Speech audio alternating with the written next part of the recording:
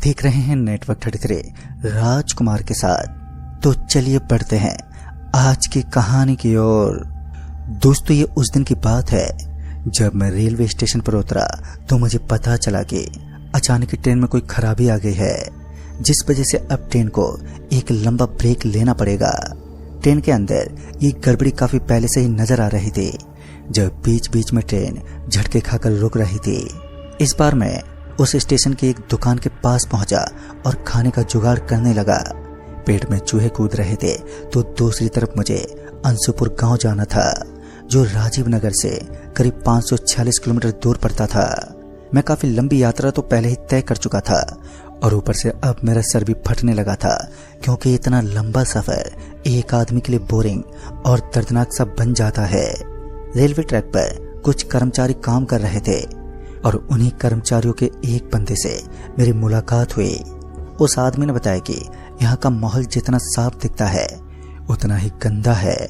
अच्छा होगा आप अपनी सीट पकड़ लें। उस कर्मचारी के द्वारा कही गई बातें मुझे बड़ी ही बेकार और बेतुकी लगी। मैंने उसे ऊंची आवाज में कहा, आप अपने काम से काम रखो, मुझे मालूम है मुझे इस वक्त क्या करना है। और इतना कहने के बाद मैं उस स्टेशन पर ही टहलने लगा, क्योंकि ट्रेन में बैठे बैठे मुझे बड़ा ही बोरिंग और काफी अजीब लग रहा था, तो बाहर घूमना तो बनता था। अभी मैं बाहर की तरफ घूम ही रहा था कि ट्रेन के कुछ लोग उसकी जांच करते हुए मेरे पास पहुंच गए। उन्होंने भी मुझे एक वार्निंग देते हुए अंदर बैठने को कहा। इस शांत माहौल में जहां ट्रेन के अंदर जोरदार गर्मी लग रही थी, तो वहीं बाहर स्टेशन पर इतना सुहावना मौसम था कि मैं ट्रेन के अंदर जाने की सोच भी नहीं सकता। सभी लोग मेरे पास से गुजर चुके थे और अब मैं अकेला बचा था, जो इस ट्रेन के दूसरे छोर पर था, कि तभी मुझे एक परछाई दिखाई दी। पहले तो मुझे ये लगा कि शायद कोई चल रहा है, लेकिन जब मैं उसे घूरते देखने लगा तो मैंने पाया कि वो अपने हाथों से किसी चीज को पकड़कर उसके ऊपर चढ़ने लगी, और वहां आसपास तो कोई मौजूद भी नहीं था। बस इतना काफी था। मेरी बॉडी में कंपन होने लगा और डर के मारे मैं ट्रेन की तरफ पलटा और भागते हुए ट्रेन के पास आ पहुंचा। लेकिन मेरा पर्स कहीं पर गिर गया था। मेरे पर्स के अंदर काफी ज्यादा पैसे रखे थे, जिस वजह से उसका कहीं खो जाना मुझे बर्दाश्त नहीं था। फिर मुझे याद आया कि जब मैं भाग रहा था तो मैंने अपनी जींस की जेब को हिलाया था, और अब मेरे अंदर इतनी हिम्मत तो नहीं थी कि मैं उस जगह वापस जाकर अपने पर्स को लेकर आऊं, क्योंकि मुझे एक साया नजर आया था। काले रूप में नजर आने वाला वो डरावना साया। लेकिन अब मेरा पर्स गुम गया था, तो मजबूरन मुझे जाना पड़ा। अकेला होने के कारण मेरे हाथ पैर कांप रहे थे। उस खाली पड़ी जमीन पर दूर दूर तक सिर्फ सन्नाटा ही पसरा था। लेकिन इसी बीच मुझे अपना पर्स भी दिखा, तो मैं उसे उठाते हुए वहां से निकल ही रहा था कि तभी किसी ने मुझे आवाज देते हुए कहा, भाई साहब आपने पर्स को चेक कर लेना। और इस बार जब मैं पीछे मुड़ा तो वहां पर कोई भी नहीं था। लेकिन जब मैं अपने पर्स को चेक करने लगा तो मुझे उसमें एक चिट्ठी नजर आई। इससे पहले कि मैं उसे खोलता कि मुझे उसी आवाज में सुनाई दिया, इस चिट्ठी को यहाँ मत खोलना, ट्रेन में जाकर खोलना, तब तुम्हें पता चल जाएगा कि तुम्हारे साथ क्या होने वाला है। ये सुनते ही मैं तो हैरान ही रह गया। और इस बार जब मैं अपने डिब्बे में पहुंचा तो मैंने देखा कि ट्रेन का ये लगभग डिब्बा खाली हो चुका है, क्योंकि लोग यहाँ से एक्सप्रेस बस को पकड़कर अपने घर की तरफ चल पड़े थे। अब मुसीबतों का पहाड़ तो मेरे ऊपर था, क्योंकि यहाँ से ना ही तो कोई बस जाती थी और ना ही तो कोई गाड़ी जिसमें मैं अपने लक्ष्य तक का सफर तय कर सकूं। इस बार मैं ट्रेन में दाखिल हुआ और उस चिट्ठी को खोलकर देखने लगा, तो मैंने पाया कि उसमें लिखा हुआ था, तुम्हारे मौत के दरवाजे खुल चुके हैं, बस तुम्हें दाखिल होना है। इन बातों को सुनकर मैं थोड़ा सहम उठा, लेकिन अब क्या होने वाला था मैं इसी दुविधा में था। मैं ट्रेन की सीट पर बैठ गया और आने वाले समय का इंतजार करने लगा। मैं ट्रेन की सीट पर बैठे बैठे आने वाले मुसाफिरों को देख रहा था, और अभी तक मुझे एक आदमी ही इस स्टेशन पर टहलता हुआ दिखा। बाकी तो पूरा स्टेशन ही वीरान पड़ा हुआ था। अभी हमारे सामने एक ट्रेन और पहुंचने वाली थी, जो इस स्टेशन पर करीब 27 मिनट के लिए रुकेगी।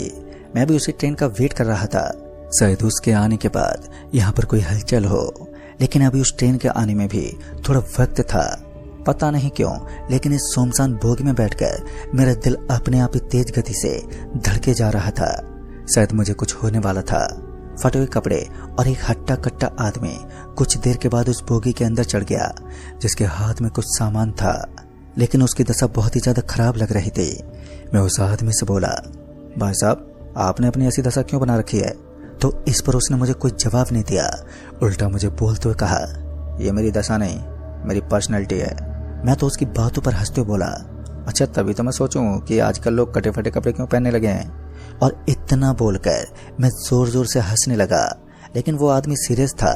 उसने मेरी हरकतों पर ज्यादा ध्यान नहीं दिया और वो मुझे ऐसे इग्नोर कर रहा था मानो मैं उसके सामने बच्चा हूँ। लेकिन बाद में मैंने भी उससे ज्यादा बातचीत करना सही नहीं समझा और चुपचाप अपनी सीट पर बैठा रहा। फिर कुछ देर के बाद ट्रेन के इंजन को स्टार्ट करने की कोशिश की गई, लेकिन अभी भी ट्रेन में वही गड़बड़ी थी। मैकेनिक काम में लगे हुए थे। हट्टा कट्टा दिखने वाला वो आदमी मेरे सामने वाली सीट पर बैठ गया और एक किताब निकालकर उसे वो पढ़ने लगा। उस किताब के आगे भूत पिशाच का नाम लिखा हुआ था, यानी कि ये भूतों को मानता था। और मैं भी उस किताब को बड़े ही गौर के साथ और पढ़ने की भी कोशिश करने लगा, मगर उस आदमी ने अपने मुंह से किताब को हटाते हुए कहा, क्या हुआ, क्या चाहिए तुम्हें? लेकिन जैसे मेरी गर्दन नीचे झुकी तो असलियत का चेहरा देखकर मेरे शरीर में बिजली से रौंद गई। उस आदमी के पैरों में चौड़े चौड़े गड्ढे बने हुए थे। उस आदमी के आधे पैर तो एकदम से कटे हुए थे, जिनके अंदर से लंबे लंबे काले कलर के कीड़े घूम रहे थे। धीरे धीरे इस चीज की इतनी भयानक बदबू आने लगी कि मैं बर्दाश्त नहीं कर पाया और ट्रेन के पास आकर खड़ा हो गया। उसी वक्त ट्रेन ने एक हॉर्न दिया जो यहाँ से चलने का संकेत था। मैं वहीं से नीचे उतरने ही वाला था कि किसी ने मेरा हाथ पकड़कर वापस से उसी बोगी के अंदर खींच लिया। और यह आदमी तो वही था जो असामान्य होने के साथ बड़ा ही डरावना लग रहा था। मैं उसके सामने किसी भीगी बिल्ली की तरह बैठ गया, क्योंकि अब मेरे अंदर ऐसा कोई तजुर्बा नहीं था कि मैं उस भूत का सामना कर सकूं। फिर काफी देर तक तो मैं ऐसे ही बैठा रहा और मैं बार बार एक बात को नोट कर रहा था कि वो काफी देर से मेरे गले की तरफ देख रहा था, मानो थोड़े समय के बाद वो मेरा गला घोंटने वाला है। और मैं अपनी सीट से चिपका रहा। उस सीट को छोड़ने के लिए मैं हरगिज़ तैयार नहीं था, क्योंकि कभी भी वो भूत मुझे मार सकता था। फिर मुझे लगा कि शायद मैं अपनी जिंदगी के आखिरी चंद सांसें गिर रहा हूँ, लेकिन इंसान की किस्मत उसका भविष्य तय करती है। थोड़ी दूर और ट्रेन आगे चली होगी कि तभी मुझे जोर से बाथरूम लगा और मैं उठकर सीधा बाथरूम के अंदर घुस गया। बाथरूम के अंदर जाते ही मुझे एक डरावना सा दृश्य दिखा। बाथरूम की दीवारों पर किसी के खून से सने हुए उल्टे पांव दिखाई दे रहे थे, जो वाकई डरावने थे। और इस घटना में ट्विस्ट डालने का काम इस ट्रेन के टीटी ने किया, जो अचानक ही बोगी के अंदर पहुंच गया। पहले तो इतनी रात को ट्रेन में टीटी का आना बनता नहीं था, लेकिन जब मैं बाथरूम से बाहर निकला तो मेरे दांत खौफ से आपस में टकराने लगे।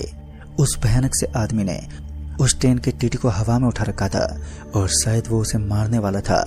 इस अजीब से नज़ारे को देखते ही मुझे समझ में आने लगा कि टीटी ने जरूर इस आदमी के साथ कुछ गलत किया होगा। मेरी आंखों के सामने ही उस भूत ने टीटी को जान से मार डाला और फिर उसकी डेड बॉडी को वो घसीटने लगा।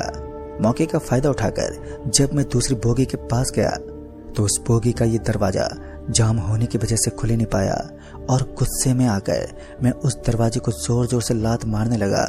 लेकिन इस बार जो हुआ वो मेरी जिंदगी का एक भयानक दौर था। मेरा एक पैर अचानक उस दरवाजे के बीच पता नहीं क्यों मगर फंस गया था और उसके बाद वो दरवाजा धीरे धीरे और भी मजबूत के साथ बंद होने लगा।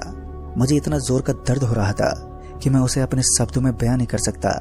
मैं जोर जोर से मदद की गुहार लगा रहा था, लेकिन मदद करने वाला वहां कोई नहीं था। बोगी के अंदर मेरी आवाजें गूंज रही थी। मुझे अपनी जिंदगी की फिक्र थी कि कहीं मेरा पांव कट गया तो फिर मेरी जिंदगी पूरी तरीके से बर्बाद हो जाएगी। लेकिन उसके बाद जो हुआ सच में उस पर मुझे विश्वास ही नहीं हुआ। मैंने उस दरवाजे को खुलता तो देखा, लेकिन एक प्रेत के हाथों इस बार उस प्रेत ने दरवाजे को 2 भागों में बांट दिया और मुझे मारने के बजाय मेरी मदद करने लगा। और अब जो दृश्य मैं देख रहा था सच में वो मेरे दिमाग से बाहर था। ट्रेन का वो टीटी दोबारा बोगी के अंदर दाखिल हुआ और इस बार उसके हाथ में हड्डियों का एक थैला था। सच में उस टीटी की हरकतें मुझे उस आदमी के बजाय ज्यादा डरावनी लगी। उस अजीब से दिखने वाले आदमी ने मुझे बाथरूम में घुसने को कहा और उसकी बात मानकर मैं जल्दी से भागते हुए बाथरूम के अंदर घुस गया। बाथरूम में जाने के बाद भी मैं बाथरूम के छोटे से छेद से सब कुछ देख पा रहा था। तभी मैंने देखा कि वो आपस में लड़ रहे थे। दोबारा वही दोहराया गया जो मैंने कुछ देर पहले देखा था, यानी कि उस आदमी के हाथों एक बार फिर उस टीटी की मौत हो गई। लेकिन ये कोई नॉर्मल जगह नहीं थी। इसकी हकीकत जानने से पहले मुझे कहीं ना कहीं विश्वास तो हो ही चुका था कि ट्रेन में मौजूद ये शख्स मुझे नुकसान नहीं पहुंचाने वाला, बल्कि मेरी सहायता करने के लिए आया है। उस आदमी के अंदर से बहुत ही बुरी बदबू आ रही थी, तो उस टीटी के तहरे से कुछ मांस के टुकड़े और खून नीचे गिर रहा था। उस 6 फुट के हट्टे कट्टे आदमी ने जल्दी से बाहर आने को कहा। तभी उसने मुझे अपने हाथ से इशारा करते हुए कहा कि जितना जल्दी हो सके भागलपुर स्टेशन आते ही ट्रेन से नीचे कूद जाना, वही तुम्हारी जिंदगी बचाने का एकमात्र स्रोत है, और सही जगह देखकर ही तुम छलांग लगाना, वरना ये टीटी तुम्हें अपने साथ मौत लोक ले जाएगा। फिर उस नौजवान भूत ने अपनी सच्चाई मेरे सामने जाहिर की, जिसे सुनकर मैं पूरा टूट गया।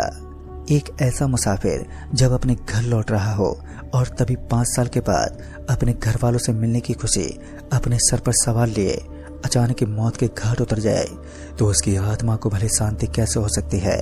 उस आदमी ने मेरी इतनी ज्यादा मदद की कि मैं उसका ये एहसान कभी चुका भी नहीं पाया। भागलपुर स्टेशन आते ही तेज तर्रार रोशनी के बीच बिना कुछ सोचे समझे मैं नीचे कूद गया, और उसके बाद जब मेरी आंखें खुली तो मैं अस्पताल में था।